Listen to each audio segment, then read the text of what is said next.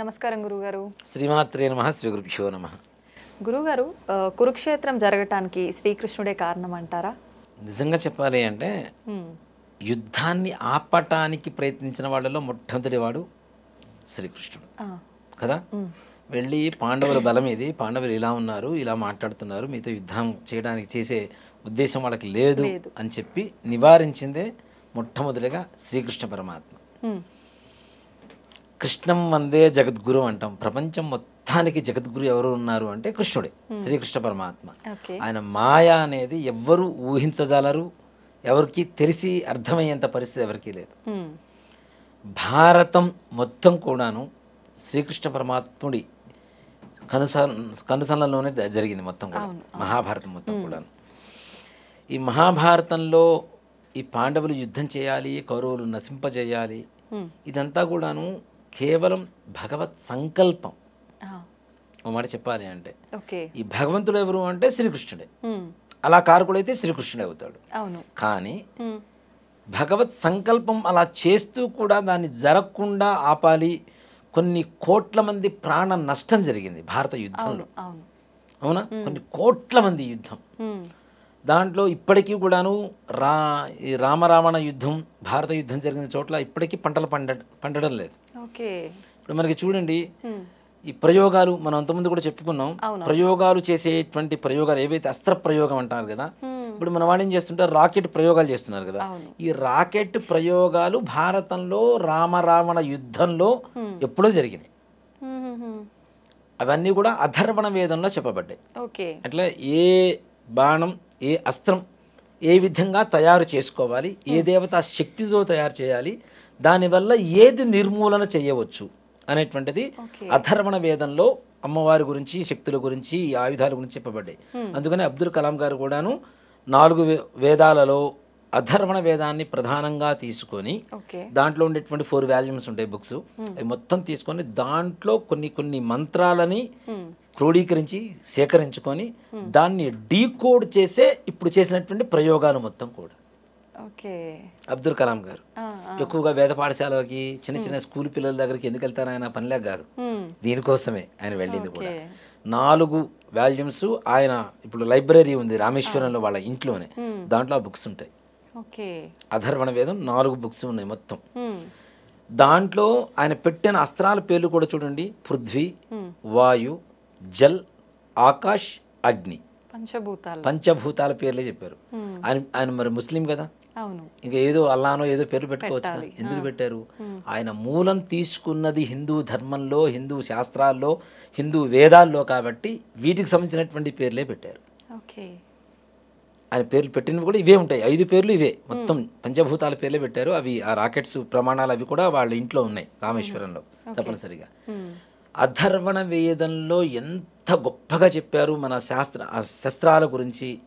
ఇప్పుడు మనం చాలామంది కాళీ అమ్మవారి పూజ, ప్రత్యంగర అమ్మవారి పూజ, అధర్వణ భద్రకాళీ పూజ, శ్మశాన కాళీ పూజ, శ్మశాన భద్రకాళీ పూజ, వారాహి పూజ, శ్మశాన వారాహి పూజ, కిరాత వారాహి పూజ, ఇవన్నీ కూడా అస్త్రాలే. ఎందుకు నమ్ముతున్నారు, ఎందుకు తొందరగా మనకు పనులవుతాయి? ఈ దేవతల్ని చేస్తే ఉగ్రదేవతలు కదా, ఇవన్నీ ఎందుకు చేస్తే ఎందుకు తొందరగా పనులవుతాయి అంటే అస్త్రాలకున్న శక్తి మొత్తం ఇవే. ఈ దేవతల శక్తులే అస్త్రాలకున్నది.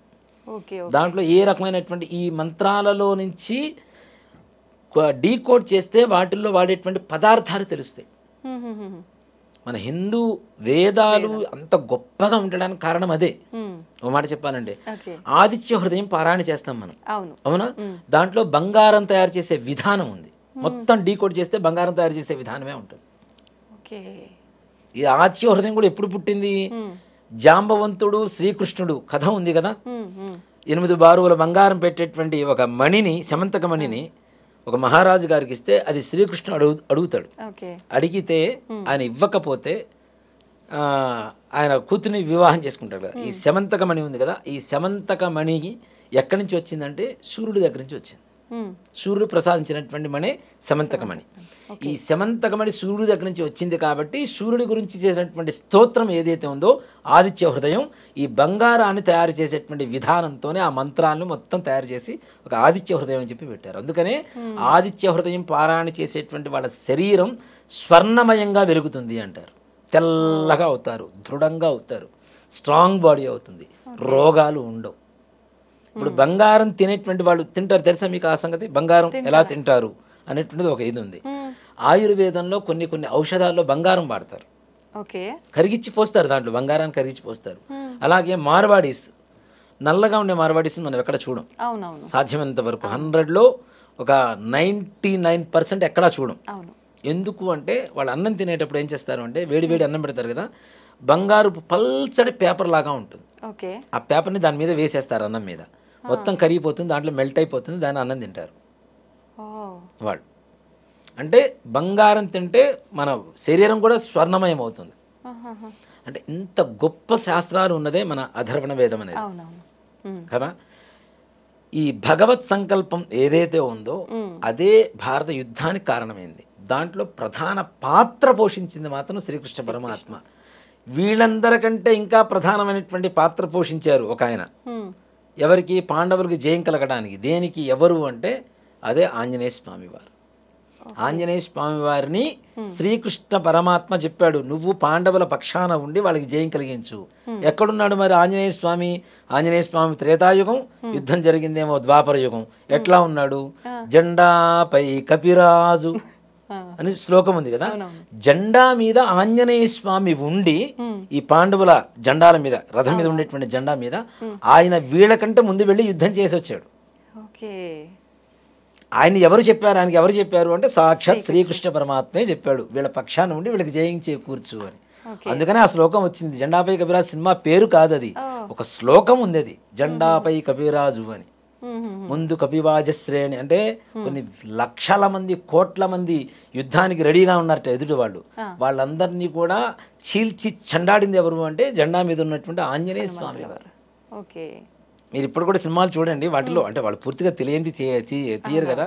పూర్వకాలంలో కూడాను ఆ జెండాని మొట్టమొదటిగా చూపిస్తారు శంఖారావంతో. ఆంజనేయ స్వామి వారి జెండాని, జెండా రెపరెపలాడుతూ ఉంటుంది. ఆంజనేయ స్వామి వారు దాని మీద ఇట్లా పోతున్నట్టుగా ఉంటారు.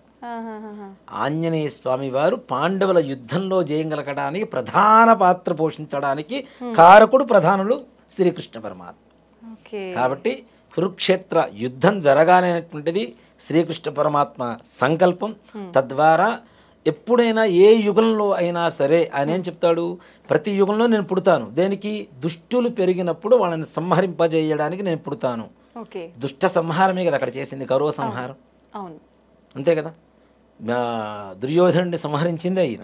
అందుకోసం దానికోసం ఆయన జన్మ ఎత్తాడు. కాబట్టి ఆ కురుక్షేత్రానికి కారకుడు ఆయనే అవుతున్నాడు. అవి నివారించాలని చూసినా వాళ్ళ బుద్ధి పలానా ఈ విధంగా ఉంటుంది, ఇది నివారించడం జరగదు. తెలిసినా ధర్మం పాటించాలి, నేను వెళ్ళి వాళ్ళతో మాట్లాడాలి. పొరపాటున వాళ్ళ బుద్ధి తగ్గిందనుకోండి, కోపం తగ్గిందనుకోండి, మారచ్చు కదా, యుద్ధం లేకుండా మారచ్చు కదా అని ప్రయత్నం చేశారు. కానీ వాళ్ళ వినాశనాన్ని వాళ్ళు కోరుకున్నప్పుడు దానికి అస్త్రం ఈయన అయిపోయాడు అంతే. అదే అంతా అంటారు కదా, ఉండి నడిపిస్తాడు అని అంతే. అయ్యో ఆయన లేకపోతే మాయానాటక జగన్నాథ సూత్రధారి ఆయన. అయితే మొత్తానికి సినిమాల్లో చూపించే కూడా నమ్మచ్చు అంటారు. అయితే కొన్ని ఈ జెండా ఇవన్నీ కూడాను అంటే వాళ్ళు ఒక ప్రధానమైనటువంటి ఒక సూత్రాన్ని తీసుకొని చేస్తారు, లేకపోతే చేయరు కదా. ఏదో మనం టీవీలో చూపించేశారు అదే మనకి కథ నిజం అనుకోవడం అనేది కరెక్ట్ కాదు. వాటిలో మూలం పూర్వకాలంలో ఎక్కువగా తీసిన మూవీస్ ఏవైతే ఉన్నాయో, పెద్ద ఎన్టీ రామారావు గారు ఇట్లాంటి వాళ్ళ సమయాల్లో తీసినటువంటివి ప్రతి ఒక్క దాన్ని కూలంకషంగా దాంట్లో ఉండేటువంటి విషయాన్ని తీసుకొనే వాళ్ళు స్క్రీన్ మీద చూపించారు. కాబట్టి వాటిని కొన్ని ఆధారంగా చెప్పడం తప్పు కూడా లేదని చెప్తా. కొన్ని భూతం లేకుండానే చూపించినవి కొన్ని ఉన్నాయి, కొన్ని ఆధారభూరితమైనటువంటివి ఉన్నాయి. తప్పనిసరిగా కొన్ని నిజాలు అయితే తప్పనిసరిగా చూపించారు. వాటిల్లో మీరు ఏ సినిమాలో చూసినా భారత యుద్ధం అంటే ఫస్ట్ ఆంజనేయ స్వామి కనబడతాడు. ఆంజనేయ స్వామి అంటే ఫిజికల్ గా కనబడేది శ్రీకృష్ణుడు, ఫిజికల్ గా కనపడకుండా యుద్ధం చేసింది ఆంజనేయ స్వామి వారు.